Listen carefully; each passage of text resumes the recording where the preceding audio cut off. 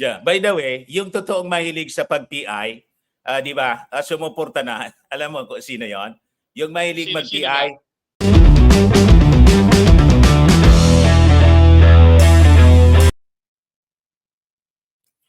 Hello po mga kababayan, ako po si Dante Maravillas, and this time nakakatuwa po na kausap natin ang isang napakagaling na congressman from party list, Tingog Party List po, si Congressman Jude Asidre. Magandang hapon po sa inyo, Congressman.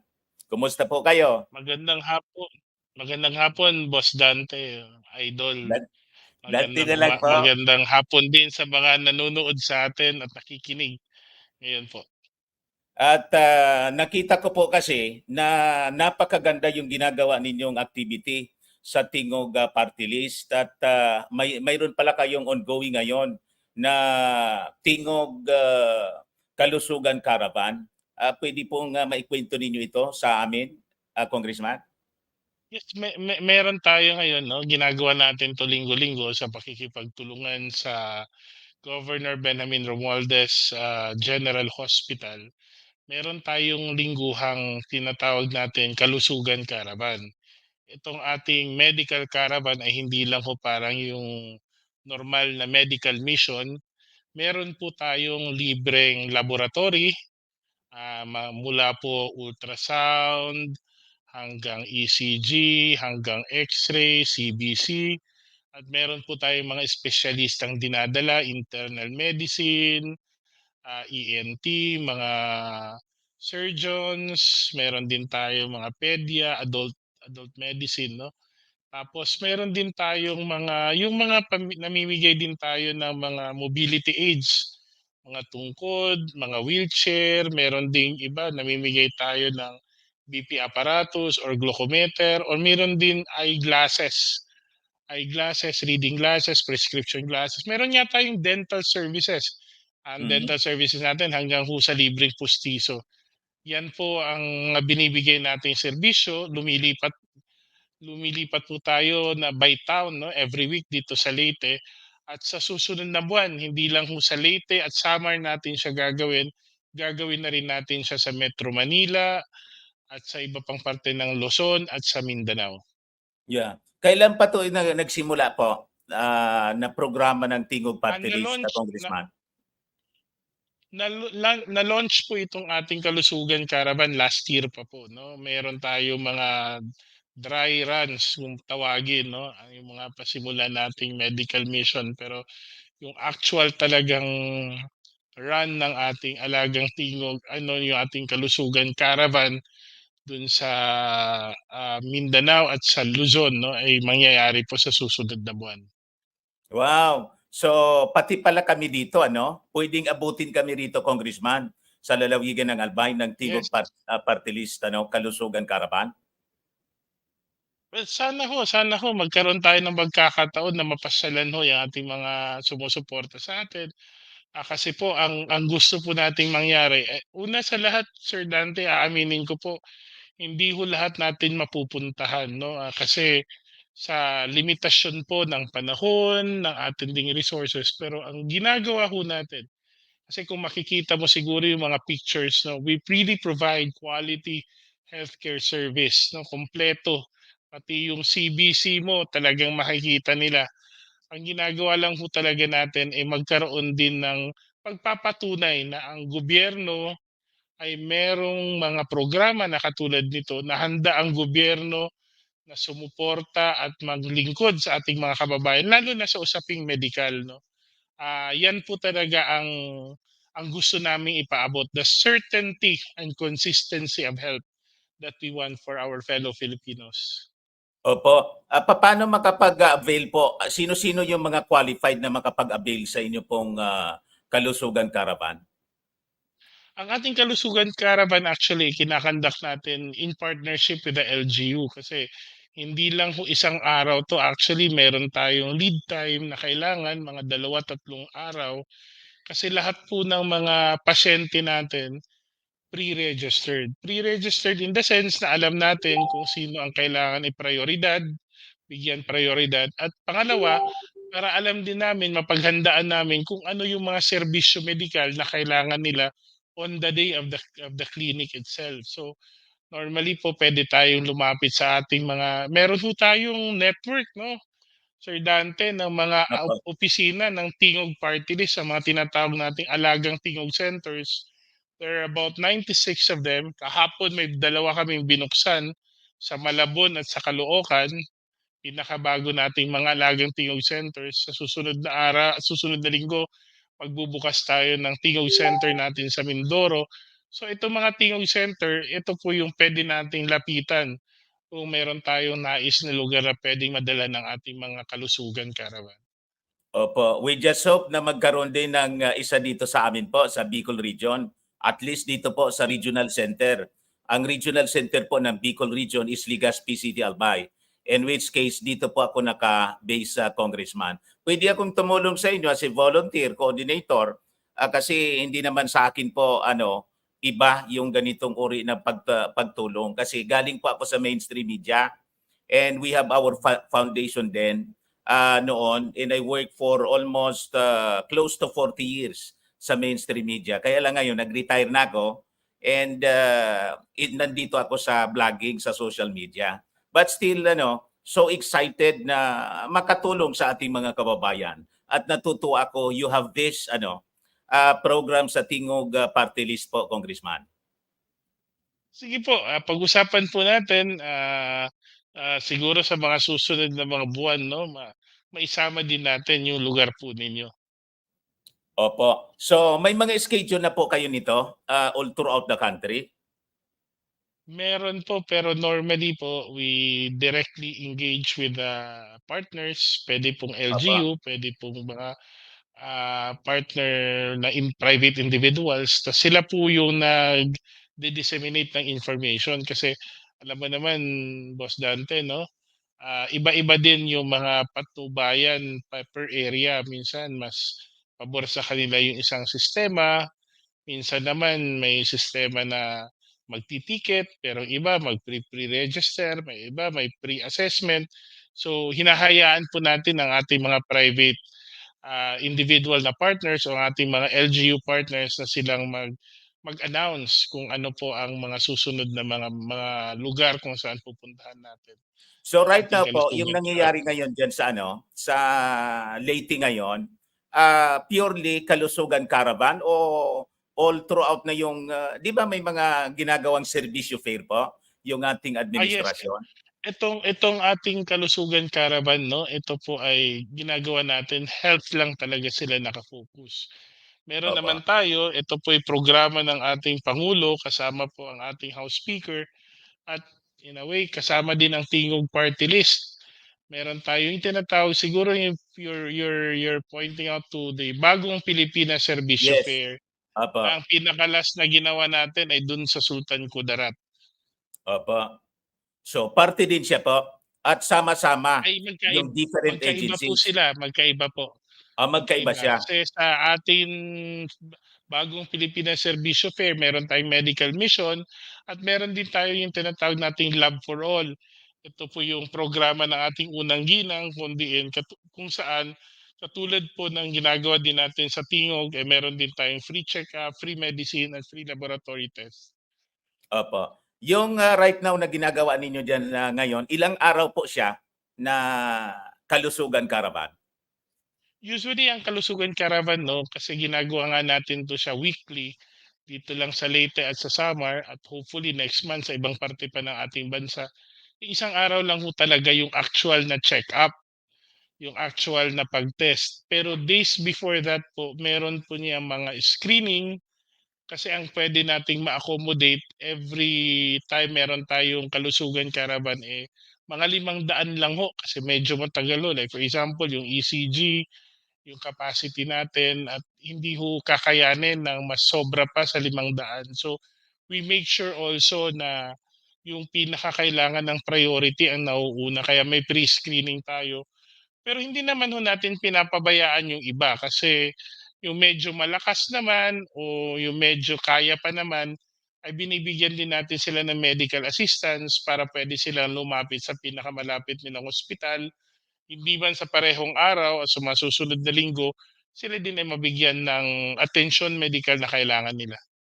Lahat ito po libre para malinaw doon sa ating mga kababayan. Yes po, lahat po ito libre, lahat po, lahat yung gamot, kung kailangan niyo ho ng pustiso, libre din yung pustiso, yung laboratory, libre din. Lahat po ng serbisyo na binibigay natin, libre. Na halimbawa po may mga check-ups pagkatapos na found out na kailangan continuing medications, tuloy-tuloy din yung serbisyo na gano'n ng Tingog Party Sa List ating ano? mga serbisyo fair 'no, lalo na kung kailangan ng maintenance 'no, sa ating kalusugan caravan I mean, kung tuloy-tuloy ang kailangan na gamot, so ginagawa natin kinukumpleto talaga natin kung ilan ang kailangan. Sa maintenance naman, sinusubukan natin na makumpleto yung isang buwan. Tapos after niyan puwede naman sila lumapit sa mga tanggapan ng tingog, dun din pagbibigyan sila ng additional medical assistance para yung susunod naman na buwan. So you have your ano, team of doctors and nurses na talagang umiikot sa buong bansa ngayon? Meron po tayong mga partner hospitals po. Kasi gusto ho Mhm. natin ang serbisyo na binibigay natin, hospital grade. Pareho Opo. po ng serbisyo na natatanggap nila sa ating mga hospitals. So napakaganda po. Congratulations po sa inyo, Congressman. Napakaganda yung ginagawa ninyong serbisyo sa ating mga mamamayang Pilipino. Siguro may iba ko ng konting ano, may iba ko ng kwento. Kumusta na po ang yung progress ng chatsa natin po sa Congress? Well, itong nakaraang linggo 'no, nakaraang linggo, nagsimula po ang deliberation sa tinatawag nating resolution of both houses number 7. Yung pinaka-last na yung Wednesday po, yung pinaka-last na araw na pinakahuling araw kung kailan tayo nagkaroon ng deliberations, ang pinag-usapan na ho yung pagpasok ng foreign investments sa ating mga utility sector. So inaasahan namin magtutuloy-tuloy ito. In fact, next week iniisip namin na baka ang pag-usapan na ho ay yung usapin ukol sa advertising at sa mga susunod pang araw yung huling pagbabago sa ating saligang batas. Maganda naman ang palitan ng kuro-kuro, maganda naman at open naman ang discussions. Hopefully nga po ito po ay makapagbigay linaw sa ating mga congressmen at sa ating mga kababayan kung ano ang mas makakabuti para sa ating bansa. At kung ano din ang kailangan nating bantayan. Siyempre hindi ko naman makakaila na ang mas maraming miyembro ng mababang kapulungan ay nagsusulong talaga ng pagbabago ng ating saligang batas, lalong-lalo na sa ating economic provisions. So yung pagkakataong marinig yung mga opinyon na taliwas sa aming paninindigan, nakakabuti din. Actually na-enlighten din kami para alam din namin kung anong kailangan nating bantayan. Saka sakaling yun nga, ito ngang mangyari, mapalitan yung mga economic provisions ng ating saligang batas. Linawin po natin kasi laging napakakulit kasi yung mga anti-chatsa. Laging ginigiit nila yung sabi ulterior motive ng Congress na ipasa pati yung mga political ano provisions ng ating konstitusyon. So ano yung masasabi po ninyo dito sa mga grupo na napakakukulit, laging binibigyan nila ng masamang motibo itong ating sinusulong na charter change. Alam mo Boss Dante 'no, sa totoo lang, itong mga nagsasabi na meron kaming ibang mga probisyon, mga political amendments na gagawin, parang takot lang sila sa sarili nilang mga multo. Maraming beses naman paulit-ulit 'to ang Kongreso, sinasabi namin economic provisions lang talaga ang babaguhin. In fact, kung titignan mo sa resolution na both houses number 7, tatlo lang sa ilang provision, if I'm not mistaken, there are actually 8 or 9 economic provisions in the Constitution, and we've actually settled for a common ground with the Senate para ito na muna yung pag-usapan.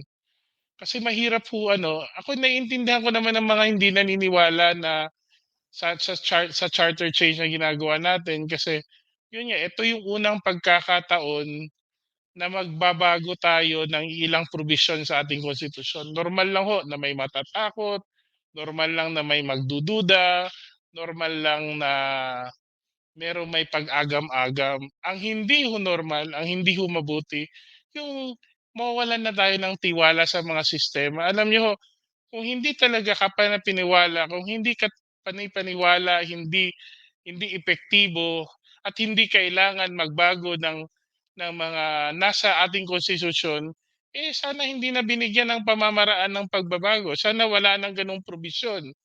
Eh ang sinusunod doon ng Kongreso ngayon eh klarong-klaro kung nasa ating saligang batas. At lahat po, kung kayo po ay nakakarinig ng aming mga diskusyon, eh lahat po yun eh naaayon naman po sa sinasabi namin sa intent ng mga nagsulat at nagbalangkas ng ating saligang batas. Sana lang So ho yung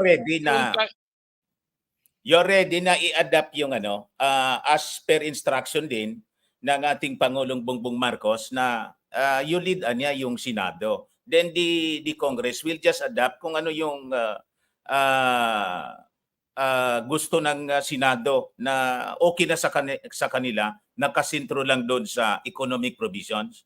Okay yun sa inyo? klaklaruhin ko lang po. Ito po'y personal kong paniniwala, Boss Dante. Una, sinabi po ng Pangulo na mangunguna ang Senado. Tama po, sinunod po natin yon. Kaya po, kung ano po ang nilagay sa resolution of both houses number 6 ng Senate, yan din po ang nilagay natin sa resolution of both houses number 7 ng House. Ang sistema po na tinatawag nating amendment via the legislative process na sinusunod nyo yun, separate po. Kasi hindi ho natin matatawag na Constituent Assembly ito ngayon. Kasi magkahiwalay po kaming nagdidiskusyon. Ang Constituent Assembly, kailangan hong sabay na nagdidiskusyon ang Senado at ang Kongreso, ang House of ang Kamara. So ngayon hindi ho yan ang nangyayari. So ito'y ayon ho sa opinion ni Father Bernas, ang tinatawag nating fourth mode, kung saan nagpro-propose tayo ng amendments via the legislative process. Yan po I think is a concrete uh, as a concrete sign that we are following the lead of the Senate. Pero ito naman to, kasama Sir Boss Dante, no, hindi porket nanguna ang Senado eh hindi na rin namin gagampanan ang aming mga mandato como bilang isang co-equal branch, 'di ba? So nung nagsimula sila ng discussions at deliberations dun sa Senado ay marapat lang naman din na gampanan din namin ang tungkulin bilang mga kinatawan sa Kamara na pag-aralan din namin ang mga isinusulong na pagbabago ng ating konstitusyon. Marahil ito hindi na para sa amin kasi marami sa amin kumbinsido na napalitan, kundi para din sa kalaman ng nakakarami, lalo-lalo na yung mga taong bumoto, naniwala at sumusuporta sa amin. Kaya po, may sariling proseso sa Kamara. Kaya po may sariling deliberation. At we're hoping that in the end of it all, sabi nga ni Presidente, kahit paano natin gawin, as long as we deliver, sana nga po at the end of it all, the House and the Senate will all come to find an even stronger common ground that would pave the way for the eventual approval of the economic provisions. Ang importante kasi wag nating kakalimutan, ang tanging magagawa ng ating Kamara at Senado ay mag-propose lamang ng mga amendments. Hindi sila mag-aaproba. Ang mag-aaproba ang taong bayan. Sa isang plebisito kung saan tayo lahat ay boboto sa pagpasa o pag-approve ng mga amendments sa ating saligang batas.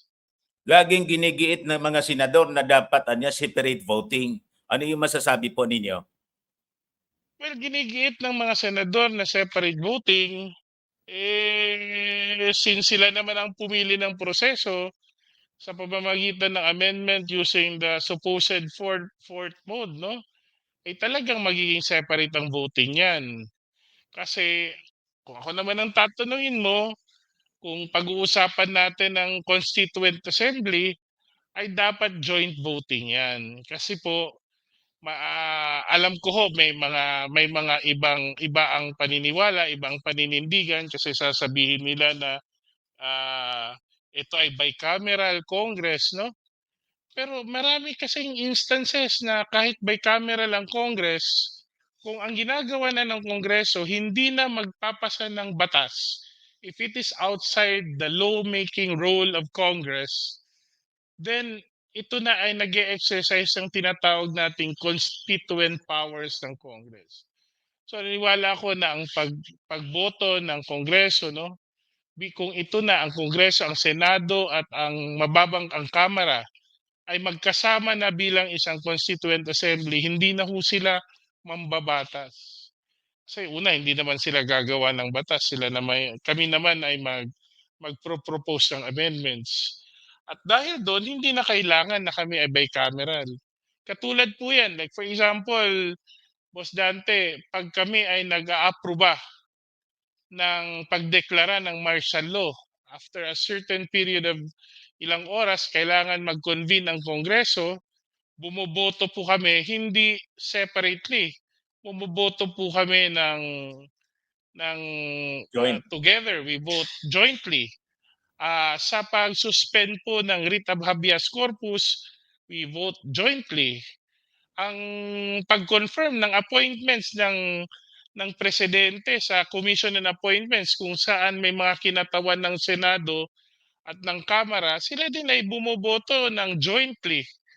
So, bakit naman hindi pwede nating tignan kung jointly ba? In fact, ito dapat yung punto nung People's Initiative para maklaro na once and for all, jointly ba to o separately? Okay po. Now, you have your target date for the yung matapos yung deliberation nito before DISONA, tama po ba? I don't want to speculate no kung ano ang target dates dito kasi tuloy-tuloy pa naman ang discussion. We're all hoping that everything will be hindi naman madaliin kasi dapat hindi minamadali ang pagpasa ng ating mga pag-aproba o pag-propose ng mga amendments. Pero sana naman ay ako personal ko, again this is my personal view no. Sana ay gawin natin ng mas maaga before pa ang lahat ng bagay ay makulayan ng politika dahil sa darating na eleksyon. Alam mo ang pagbabalangkas ng pag-amyenda sa konstitusyon sana hindi nababahiran ng partisan politics. I know we cannot of course avoid the fact that it is a political exercise. But hopefully it will not be swayed or tainted or influenced by partisan interests. At kaya nga po ako ay sana ako'y umaasa na ang lahat ng ito ay matatapos bago pa man magsimula na ang mainit na election fever para sa darating na eleksyon. Yung filing ng certificate of candidacy October, makaya po ba?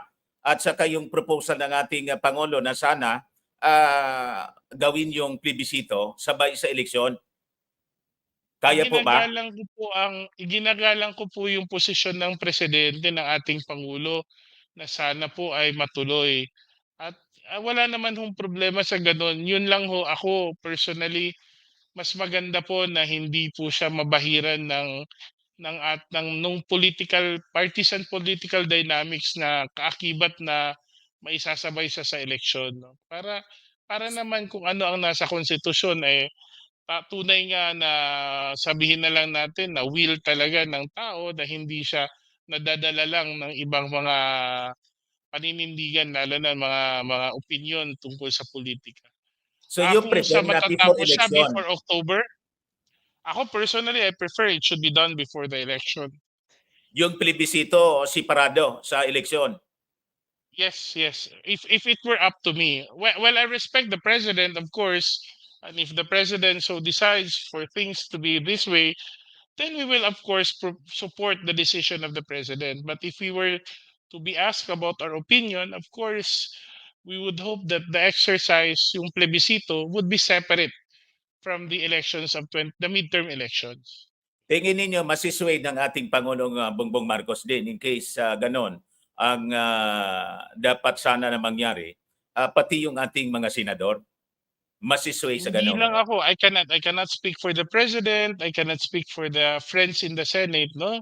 And hopefully lang, ang gusto lang naming mangyari by expressing our opinion is so that people would also think twice. Kumbaga maisip, siguro baka lang 'pag hindi namin sinabi, sabihin lang sa amin kasi hindi niyo naman kami ni-remind, 'di ba? So, Opo. at least nasabi natin na mas maganda kung hindi tuloy hindi sa kasabay ng eleksyon ng midterms. Yeah. Yung kanina yung tanong mo, Boss Dante, kung magagawa 'to ng Kongreso, ng Kamara before October, I think sa Kamara wala kayong problema. Ako magdadasal na lang ako na tutuparin ng Senado ang kanilang salita. Yeah, kasi ako medyo naalata ko yung mga senador parang parang napipilitan lang at nandun pa rin yung agenda nila na patayin yung yung charter I mean, I change. hope ano, I hope the discussions kaya nga meron tayong discussions ngayon, no? So that we will be able to weigh things down. And I'm sure naman ako, I have no reason to doubt naman na ang gusto ng ating mga senador ay ang kaayusan at ang pag-unlad ng ating bansa. Pare-pareho naman tayo ng nais makamtan, no? Ako naniniwala naman ako sa kabutihan ng lahat na nasa gobyerno. At sana lang pare-pareho din ang aming mga opinyon tungkol sa pagbubukas ng ating ekonomiya to foreign investments. By the way, yung PI pala, buhay pa yon kasi laging dinududa yon. Well, buhay Pinagdududan hindi lagi si patay. At Speaker eh. least yun ang masasabi ko.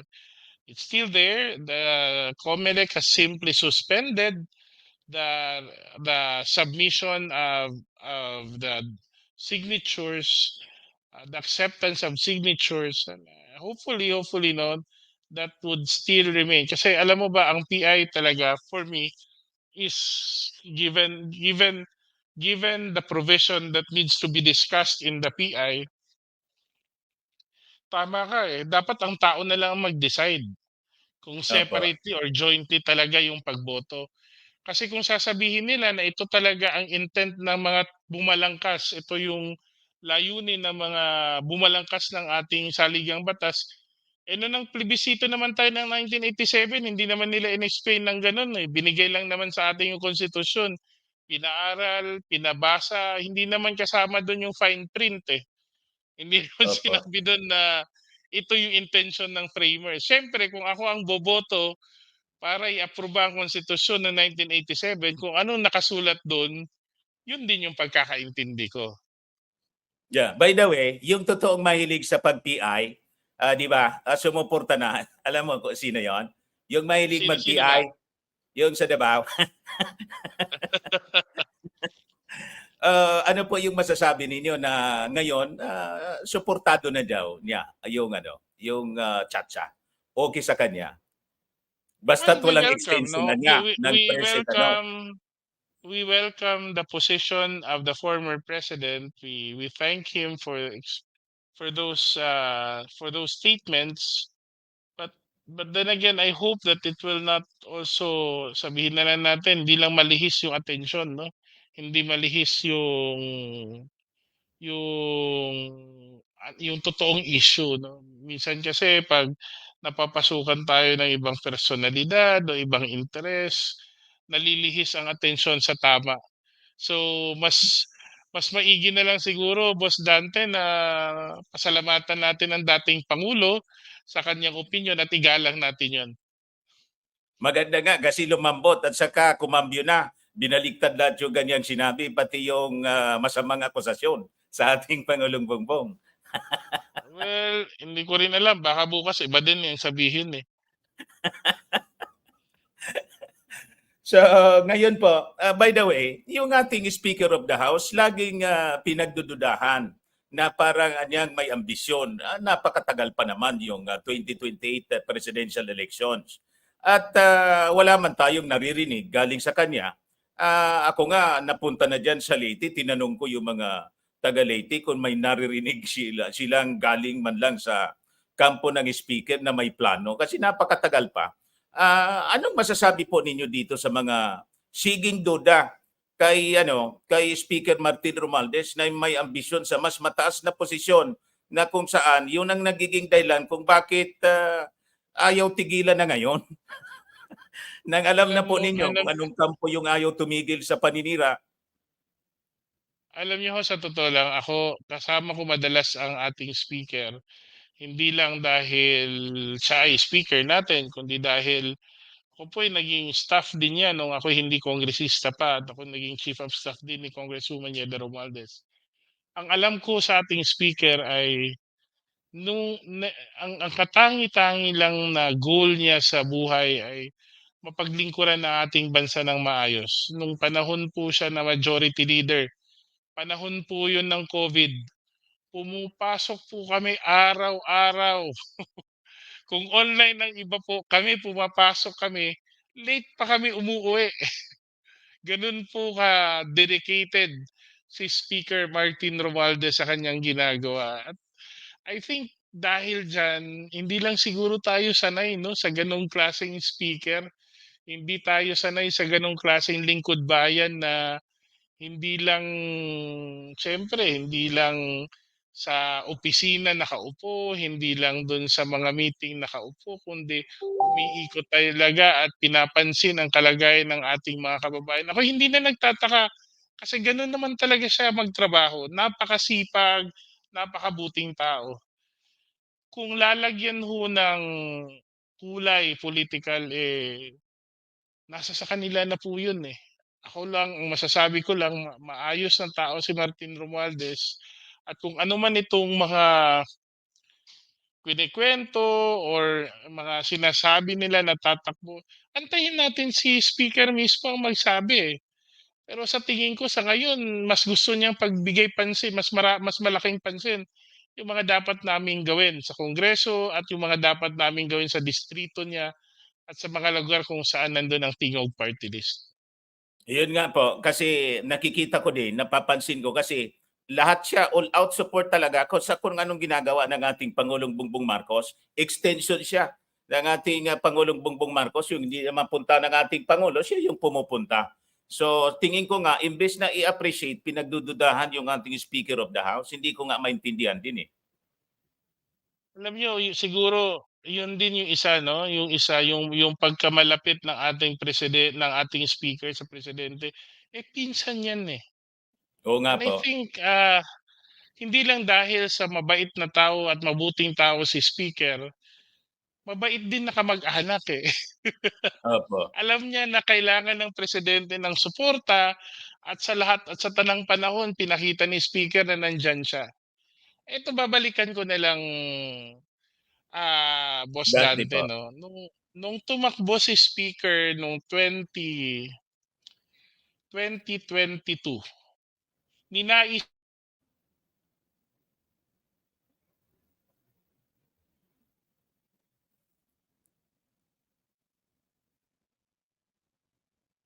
Hello po,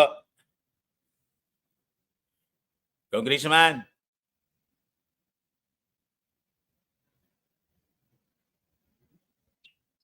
hello boss, Ay, nag-freeze. boss da okey, Sige po. okey na po? Okay na po. Naalala mo nung una nung yung nung second half ng termino ni Presidente Duterte, ninais ho ni Speaker Martin maging speaker ng mababang kapulungan. I'm sure naalala ho ng lahat 'yun. Opo. Tapos si Presidente Duterte hinati po ang termino, pero hindi po si Speaker Romualdez ang pinili. Nandun Mm. po si Speaker Alan Cayetano at sinundan po ni Speaker, Lord Alan Velasco. Ginawa hong majority leader ng 3 taon si Speaker Martin. Wala ho tayong narinig.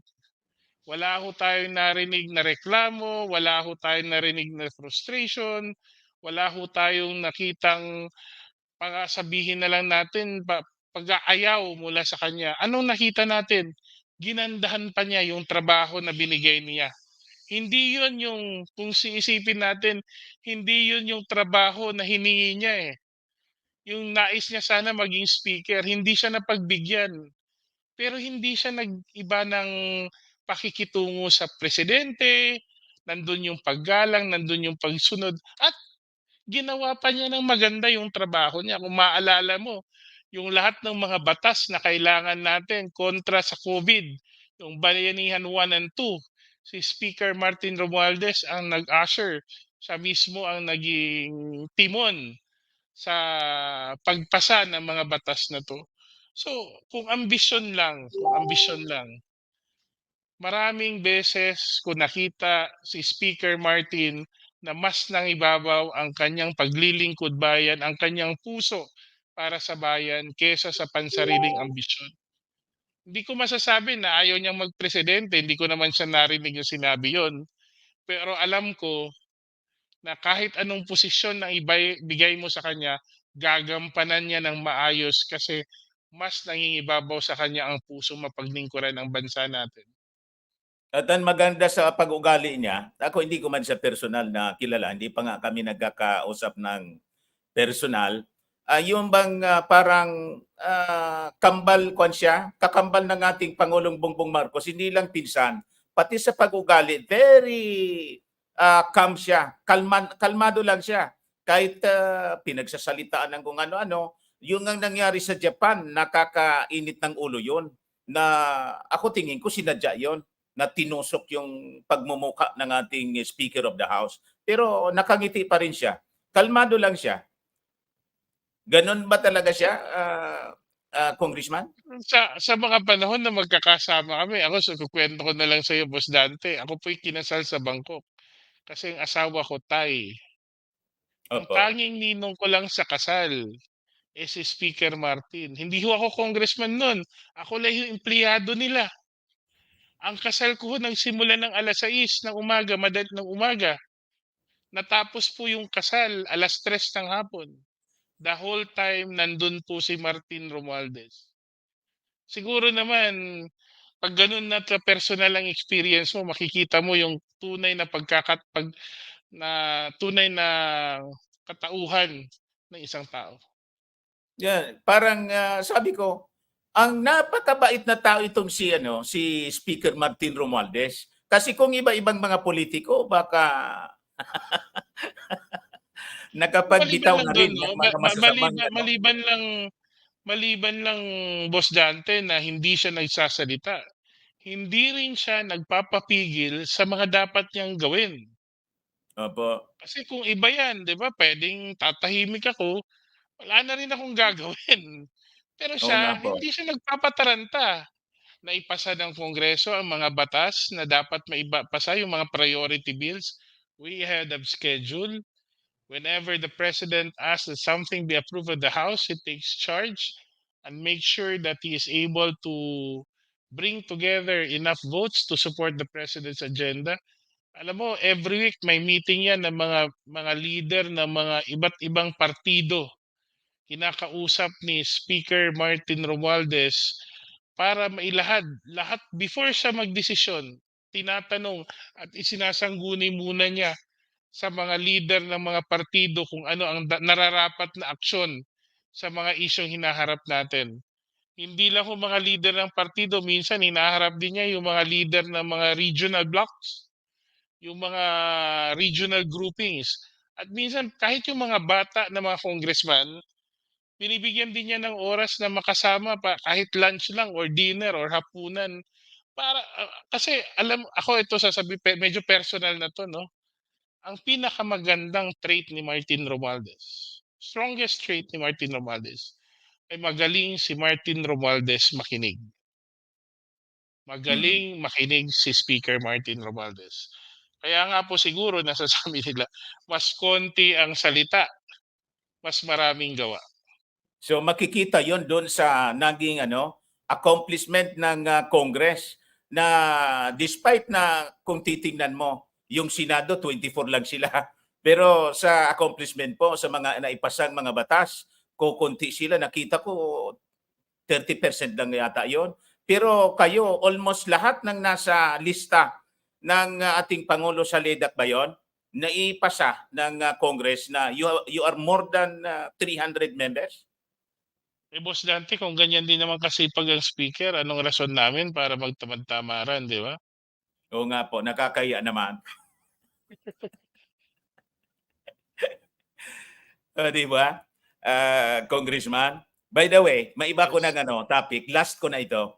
Ano yung masasabi po ninyo doon sa mga pagrarant ni Pastor Kids?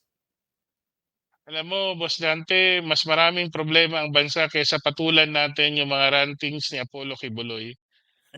Sa totoo lang, sa 30 minuto na nagsasalita siya, wala naman siyang inalahad talagang ebidensya o katiyakan sa mga sinasabi niya. Sinasabi lang niya na narinig niya, na i-report sa kanya, pero wala namang ebidensya.